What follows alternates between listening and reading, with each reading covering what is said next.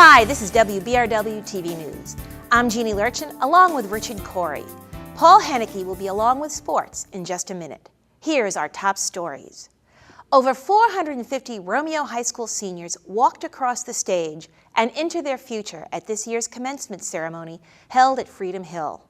School Superintendent Dr. Nancy Campbell thanked the students for their dedication and hard work.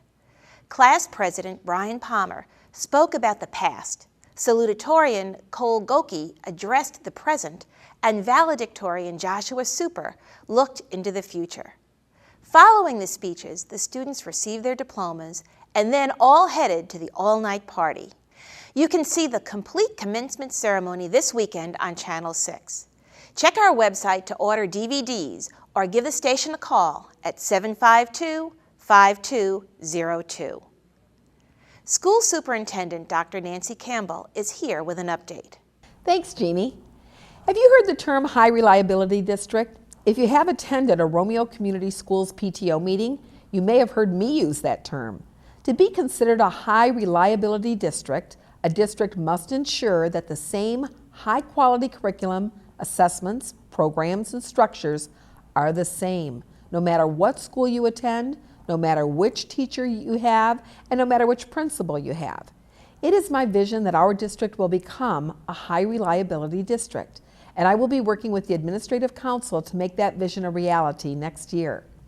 To help you understand where I am heading, consider the following.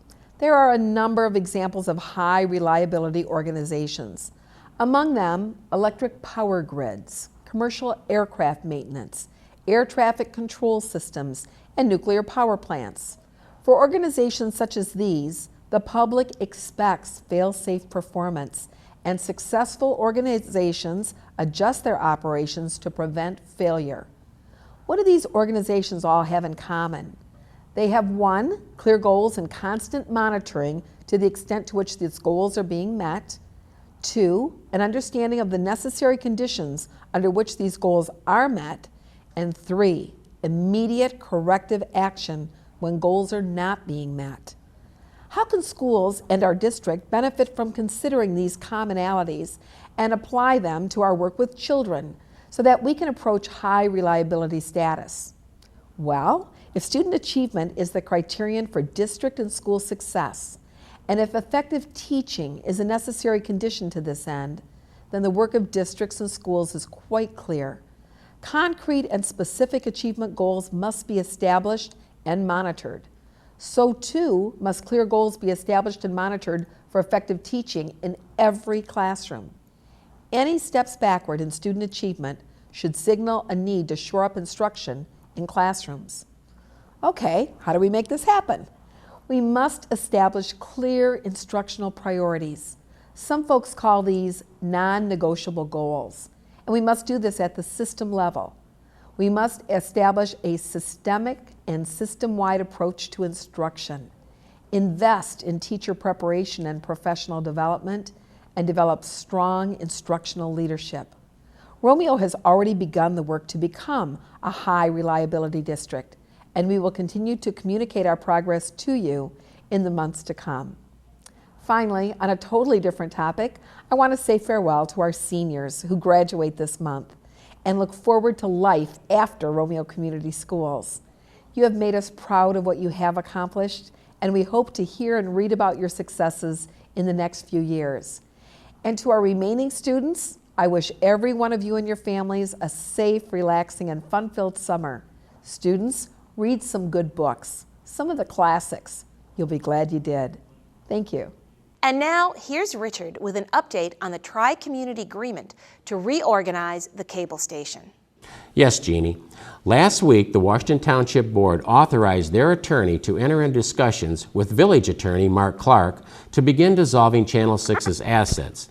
If an amiable agreement is not going to be reached in a timely manner, the township was going to take the next step and sue the village and Bruce Township over the building and its contents.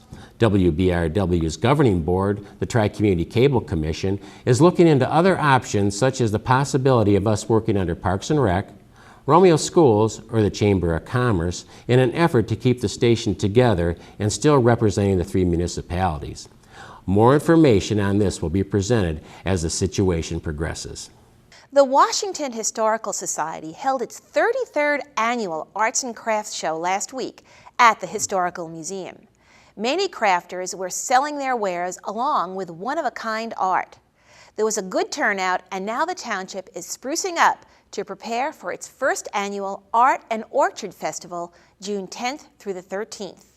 We will report more on this next week, so be sure to get out and enjoy all the activities, such as the pancake breakfast, the carnival, and the famous chicken barbecue. The businesses in the Washington Historic District are doing their part to get ready for the festival and spruce up the area.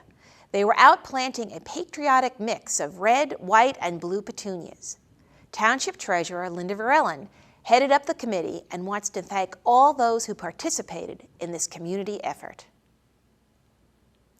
Westview Orchard was the site of a bottle drive last weekend to help raise money for Noah Costa, a young Washington Township resident who is battling stage 3B neuroblastoma. Donations will be used to offset the high costs associated with his treatment. Here with an update on upcoming library events is Library Director Mary Elizabeth Harper. Thank you, Jeannie. Summer reading programs have begun at the Romeo District Library, but it's not too late to sign up now to water your mind, make waves, and make a splash by reading this summer. Speaking of water, those May showers we had will be yielding fabulous flowers and lush lawns. Mark your calendars now for the Friends of the Romeo District Library Garden Walk, which will be held rain or shine on Saturday, the 17th of July from 10 to 5. Tickets can be purchased at the Grosvenor and Kezar libraries, and proceeds, as usual, help support the library. Looking further ahead, save the date for an exciting chance to visit with authors at your library. On Wednesday evening, September 1st, from 6 to 8 p.m., the Grosvenor Library will host 6 local writers and 1 former Romeo resident. Susan Seyfarth writes contemporary romance. Joe Hulway writes social commentary with a religious twist. Karen Dion writes echo thrillers. Mary Terry writes thrillers. Lisa Coretti is a mystery writer. R. Wolf Baldessaro is a poet, novelist, social commentator with a New Age twist. And William Creed writes science fiction with a Christian fiction with a sci-fi edge. Come listen to them read from their latest works and talk about their craft. If those events are too far away, or if you are looking for good, free entertainment, check the library's website for a listing of new release DVDs that are being shown at the Grosvenor Library. And of course, stop by either location to check out material for your summer reading, viewing, or listening pleasure. See you at your library. And now, here's Paul with Bulldog Sports.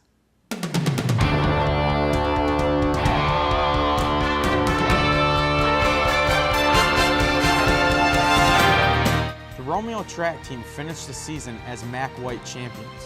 One of the standouts on the team, Romeo Jr. Nathan Freeman, traveled to the state track and field finals in Rockford last week, where he was a double all-stater. He finished 3rd in the long jump and 4th in the 400 dash.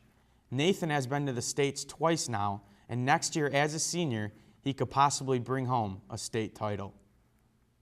The district soccer tournament was recently held in Lake Orion.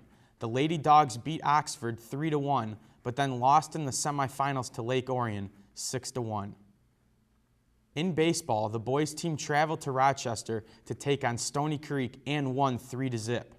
Then they faced Rochester Adams for the championship game. It was a slugfest, and when the dust settled, the Dogs lost 15-13. Over on the ladies' side, the softball team met the same fate. They blanked Stony Creek 8-0. Then they took on Oxford in the district championship, but came up short, losing to the Wildcats 4-1. Congratulations to varsity coach Mark Dubiel. He's the Macomb County Coach of the Year for his fine tennis season. Senior Steven Saliga was selected as the top academic athlete by the Detroit Free Press. Well, thanks, Paul. So for the entire WBRW TV news team, we want to thank you for tuning in.